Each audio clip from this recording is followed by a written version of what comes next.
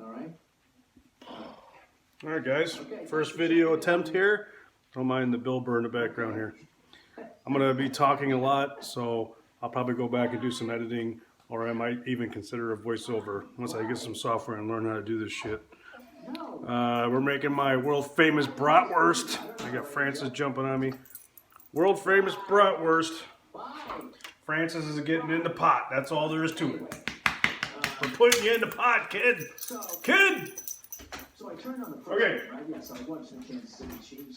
to talk too much, but I am going to be talking and blowing my nose. Maybe I will do some editing.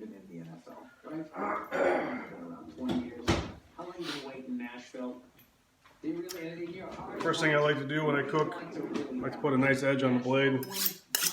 Get a nice sharp edge. When I'm cutting vegetables.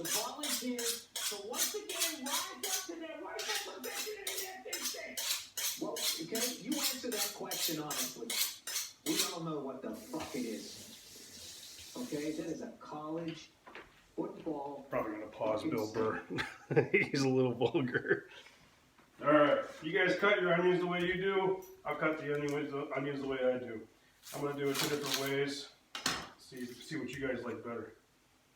There's two different ways to cut onions, and I don't think there's a wrong way. But for this recipe, you're going to need a lot of onions. So I'm going to start with two, see how my pot looks. And I don't mean the smokable kind.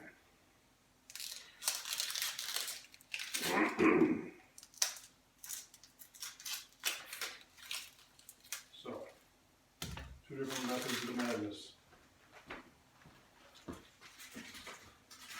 If you guys don't have a garbage disposal, I recommend you get one because it's great. Especially when you're lazy like me.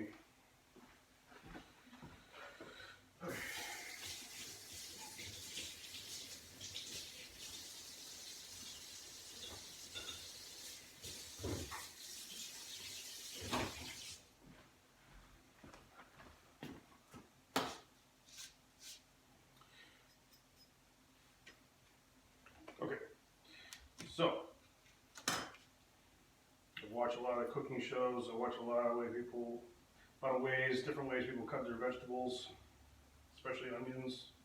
Onions are a little bit difficult sometimes, especially if your knife's not sharp. Okay, so here's how I'm going to do mine.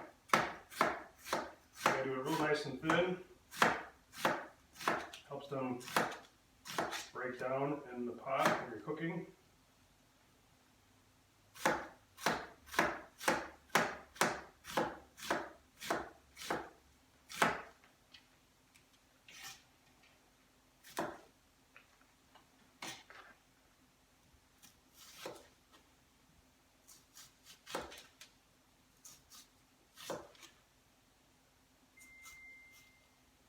Uh-oh.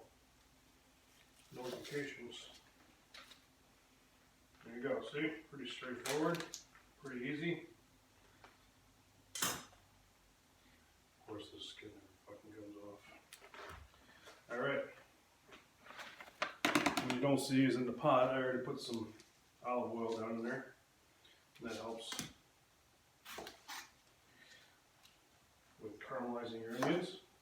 In this case, you want to cook the onions a little bit slower. This is a slow cooking process. So when you buy your bratwurst, you can buy whatever brats you like. I personally get mine fresh from the deli, which means they're freshly made within a couple of days. And some people like their specific brats. I mean, some people like Johnsonville brats, some people like bullshit brats. I like fresh brats, freshly made. So if you really want to spend some time, you can go up to the Brat Stop in Kenosha. They got some really good brats. But a lot of times their shit's frozen, which means who knows how long it's been in the freezer. So that's one onion. I don't know if you guys can see that. Yeah, you can see that. Get a little washout from the light above, so hopefully that translates well in the video. And that is one solid onion in there. And that looks like we're going to need 2 onions to me. Cooking about a dozen brats here. And these brats are big when they come out of the deli, so they're nice and long, girthy. You know what I mean? Don't be shy. Everybody likes a girthy sausage.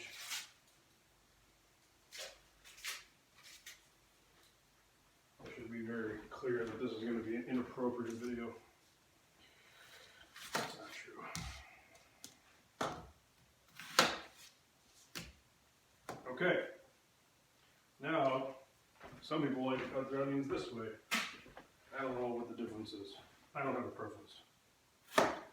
Go against the grain. I go with the grain. I believe this is against the grain. Honestly, after they're all done being cooked, you're not going to be able to look at that onion and see which one was cut which way or not. So, for conversation purposes, I think this is probably fine just the way it is. You gotta be very careful when you get down to the last bit here. Try not to cut your fingers off. Now you get to cut my finger off. Been cooking for over 30 years.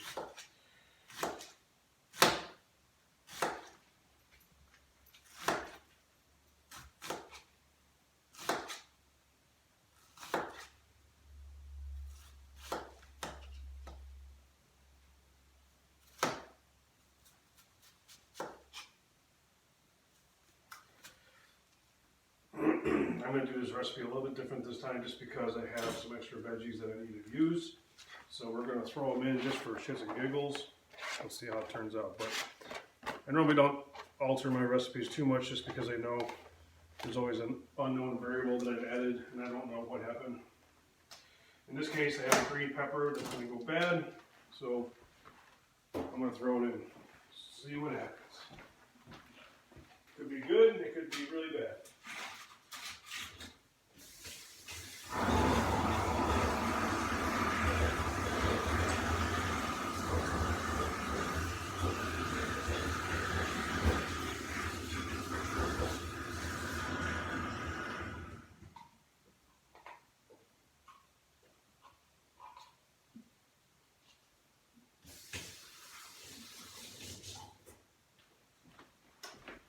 Alright. Everybody cuts their peppers a certain way. This is not meant to be fancy. This is just for flavor. I don't feel bad about it. Okay. So, while I'm finishing up these cutting, I'm going to get the fire going. Again, I put some olive oil in the bottom of the pot, so it's already in there. We're going to throw in some garlic. Yes, of course, I already have garlic in there. But, in my opinion, you can never have enough garlic. So there you go. And get those nice.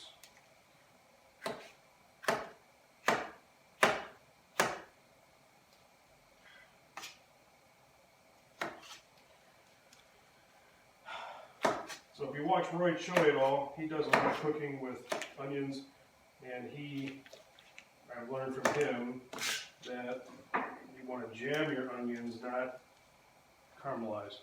And if you don't know the difference, look it up. It's worth the watch. A little bit of butter. Okay. It's important not to salt these just yet. You want to make sure that this cooks. You want to break this down a little bit before you start throwing the salt and pepper in here.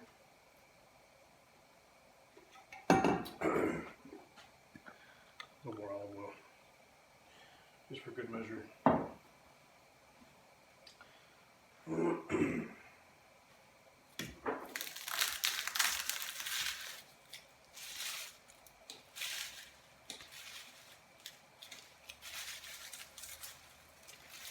For all you garlic lovers out there, I don't know how much garlic you guys go through, but I go through about 6 heads a week sometimes, it seems like.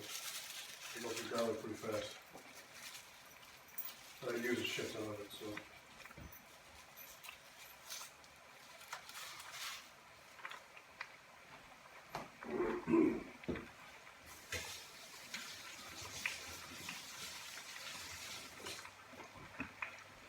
Alright, we're already getting some action on these onions. Let's see what we got. Flame down a little bit. This pot, this is one of those cast iron Dutch oven kettle style pots. They're nice. They're perfect for a lot of different stuff. I use this thing for deep frying. I use this thing for gravy. I use this thing for just about everything. And as you can see, I got some wear in there already. I got some stains. I got some love. All right, there you go. So we'll let that cook down a little bit. And we'll start peeling garlic. You guys can chime in here. How do you guys peel garlic? I like to wait until the garlic is just like, it just pops. You hear that pop sound? That's how you know, in my opinion, that's when the garlic is at its best. Unless you get it from the farmer's market and you get some of that purple garlic. I'll tell you what, I can eat that purple garlic raw. That stuff's so good. There we go. Get that skin to pop free. Comes right off. I've got a lot of really easy garlic ideas or ways to peel the paper off fast. I got those stupid little purple rollers, silicone roller which de-skins it fast. I tried the shake concept in a plastic tub like one of you guys. It works. I don't know which is better. I think honestly, some people like to smash your garlic and take the top right off. Depends what you're using it for. Comes off pretty easy. You can do the fish trick too. You can take the garlic, put it in a container.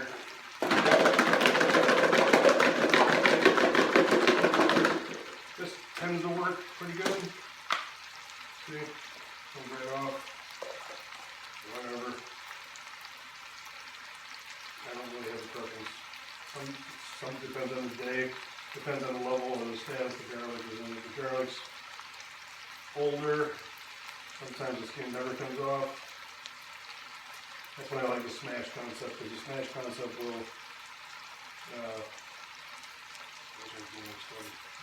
the smash concept really works good. I'll show you that in a second.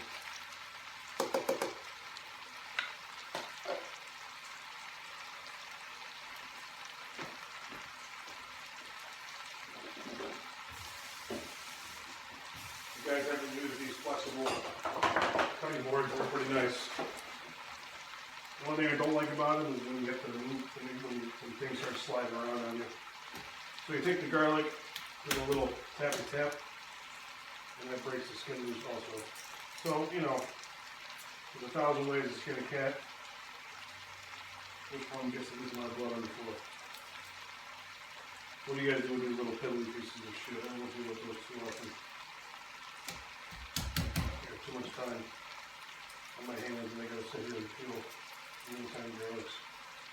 I buy the bigger heads, that way I have guaranteed at least 80% of the garlic that I'll use. Sacrificial 20%. Hopefully you guys can hear me okay. Ooh, this one looks pretty bad. Alright, here we go. Don't worry about the garlic, we're going to use all of it probably. Maybe, probably, most likely, not sure yet.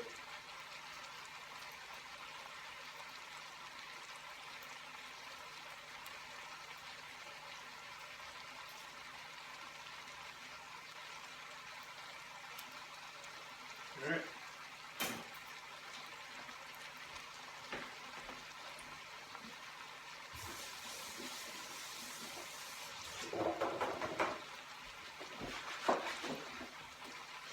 Okay, now,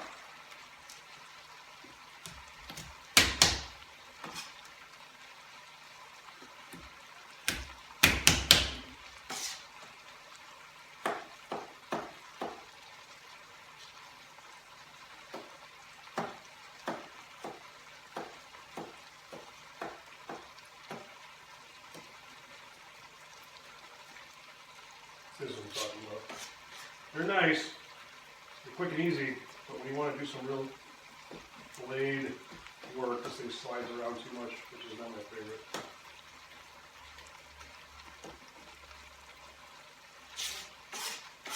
Okay.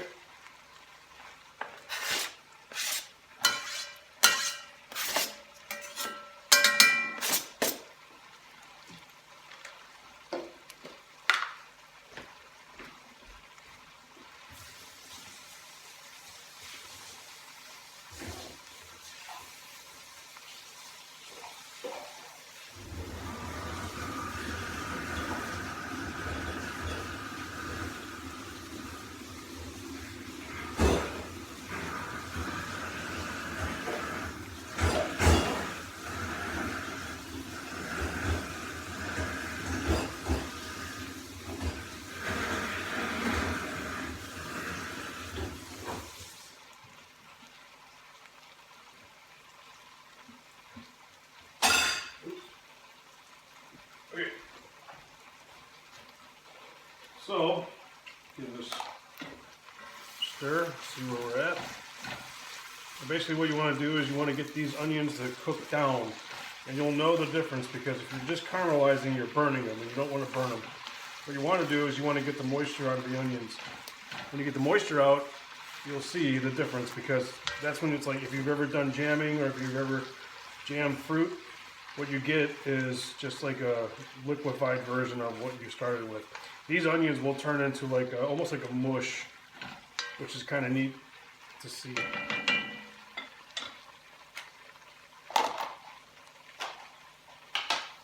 Good.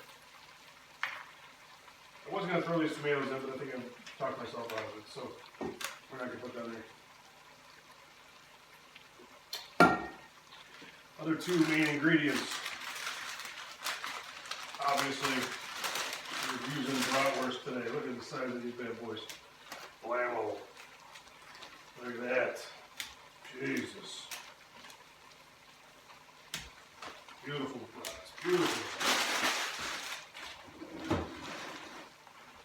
I've been watching a lot of cooking shows, and I watch like Binging with Babish and Gordon Ramsay and all these guys, you know, and they got a lot of really great like their own personal cooking methods, which is kind of cool to watch and learn from. But at some point, you kind of have to learn your own way. Okay. Just for reference, that's about 5 pounds of bratwurst, I believe. Yep. Exactly 5 pounds of bratwurst. Sounds like a lot. All right. Final key ingredient. Now this is where I draw the line. So you have to use beer. You're going to use beer and it's going to sit in there for a while. These are going to slow cook. And what's going to end up happening is that beer is going to cook down with the onions. You're going to rob the sausage of all of its fat content, and you're going to end up with this real heavy base onion mixture, and it is amazing. I'm not going to lie to you. If you try this recipe, I've had Germans teach me this recipe, and it's really good. What they use, though, is they'll use typical German beer, like a good Pilsner, which I'm completely against. So in my opinion is, I prefer the barrel-aged stouts. You can use a regular stout, which is fine. I don't recommend Guinness. Guinness is not a stout. For all of you beer aficionado wannabes, Guinness is not a stout. Guinness is an ale. It's a black ale. Everybody believes it's a stout until they drink a stout, and then they're going, holy shit, Guinness sucks. What have I been drinking this shit all my life for? When I was growing up and didn't know anything about beer, I drank Guinness. I drank Fast Ale. I drank Newcastle. I drank all kinds of good beers, but can't go back to that shit anymore. My palate has since graduated to the better parts of beerhood, brotherhood. Everybody thinks that makes you a little douchey. It does a little bit, but the reality is that your palate just becomes used to a certain level of quality, and that's all it really is.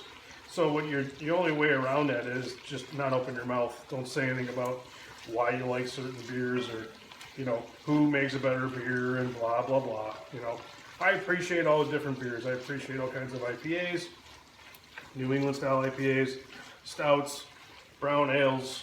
I stay away from the barley wines, and I stay away from meads, even though it's not really among the beer line. I've never been a fan. Okay, so these are really cooking down nicely. I'm going to turn the heat down real low.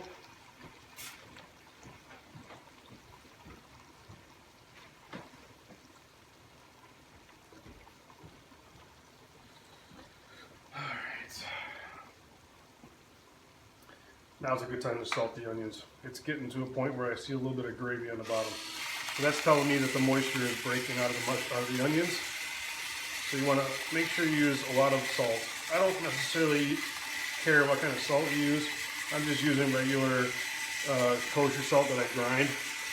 One of my favorite salts to cook with. And just some black pepper. It's obviously to taste.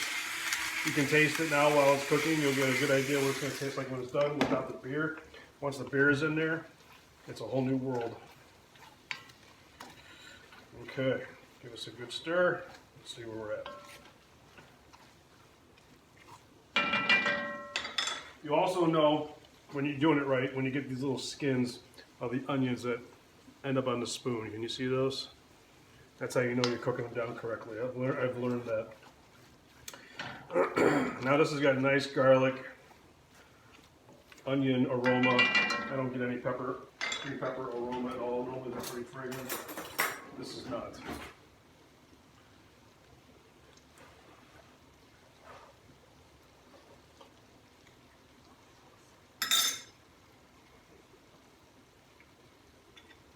I didn't mention what kind of onions I used.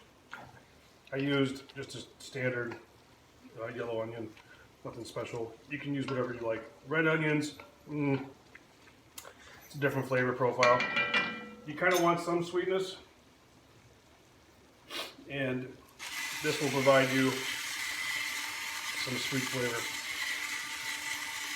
A lot of people give me shit about the salting, and until you learn about salt, you can't really judge how much salt you use when you cook. When I cook red meat, I use a lot of kosher salt, and really part of that's to break down the meat, break down the membrane in between the tissue, and then also to tenderize the meat, obviously. And then once it's done, you know, you just rinse all the salt off, and you don't get much salt flavor on the steak when it's cooked, because when whatever's left, you'll cook off. All right, so you can probably see that this is cooked down real nicely. So this is a lot less volume in the pan than what I started with. That's when you know you're getting this onions that break down correctly. The next magic step, insert your brats into the pan. Now it doesn't make a difference how you move here. I'm just going to layer them in so that way I cover the onions as much as possible. And they're going to not fit all in one shot, so I'm going to have to obviously layer them.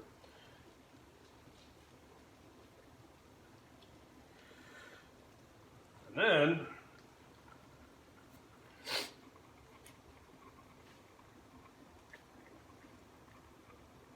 look at this mamma jamma. Jesus. Okay, those are in. Now the beer. I'm going with a particular beer that I won't drink anymore, so that way, that's the reason why I'm cooking it. This is a, if you're not familiar with Goose Island, or InBev. These are 2017 Bourbon County Stouts. Before you put them in, especially if you age stouts like I do, make sure it's not bad in the bottle. You'll know it right away. It'll smell, it won't smell fishy. It'll smell like almost sour. This would taste just fine. Bourbon County Stout, a lot of chocolate, a lot of bourbon barrel flavoring. And don't be shy with the beer. Just pour it right in. People are probably going, oh my God, I can't believe you're using Bourbon County. It's the best beer. It's not the best beer. It's the best beer for the price point, I'll say that. All right, and what the concept here is, you want to submerge the brats in the beer. Okay, you gotta make sure it's completely submerged. Looks like a lot of beer, and it is. I mean, we're talking 30 ounces of stout, which is a lot of flavor. But again, we're slow cooking this. This is going to cook for a few hours. So you can see that. We're going to cover the lid, just leave it crack a little bit in case you get a little bit of pressure and it starts to boil over. So a little pressure relief never killed anybody.